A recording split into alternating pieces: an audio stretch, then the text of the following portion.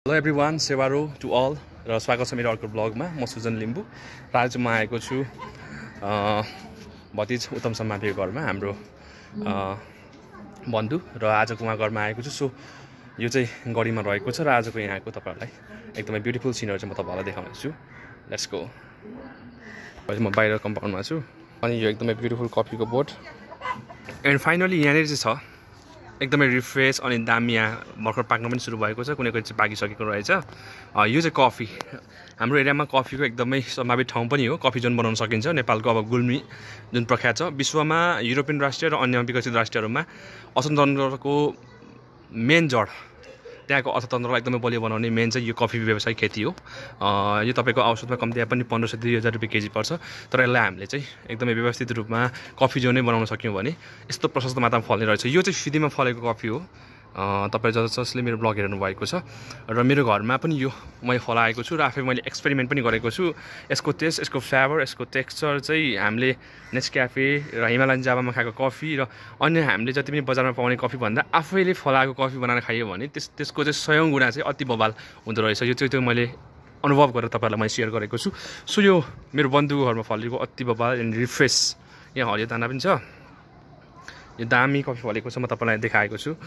So तपाईँको घरमा coffee फल्छ फल्दैन कृपया कमेन्टमा मेन्सन गर्नु होला। अनि यहाँ तल पनि कफी रहेछ, अति बवाल फलेको छ यहाँ तल हेर्नुहोस् है।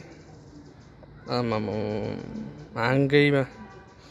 अनि यहाँनिर so it's all about coffee, one of my favourite है।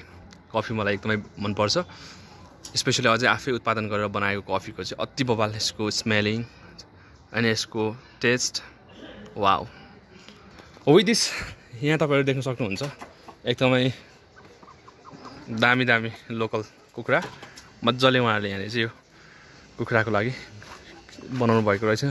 एन्ड हाम्रो बुहारी चाहिँ एकदमै मेहनती परिश्रमी हुनुहुन्छ, हार्डवर्किङ, प्लस उहाँ स्वास्थ्य नेपाल सरकारको स्वास्थ्य क्षेत्रको कर्मचारी पनि हुनुहुन्छ। सो उहाँको यो भेजिटेबल्स गार्डन अनि यहाँ कोला पनि छ, तपाईँलाई मैले देखाएको छु। एन्ड मेरो ब्लग कहाँ कहाँबाट हेर्दै हुनुहुन्छ कृपया मेन्सन गर्नु होला र keep supporting, keep following and keep loving me पनि म भन्न चाहन्छु। अनि अहिले चाहिँ म माथि जाँदैछु। सो म तपाईँलाई फिल्मको ब्युटिफुल भ्यू पनि देखाउनेछु है त। अनि यो चाहिँ सुन्तलाको बोट। So this is the beautiful view of Phidim. को तपाईँ आउनुभएको छ कृपया मेन्सन गर्नु होला। This is the beautiful and scenic beauty of Phidim है।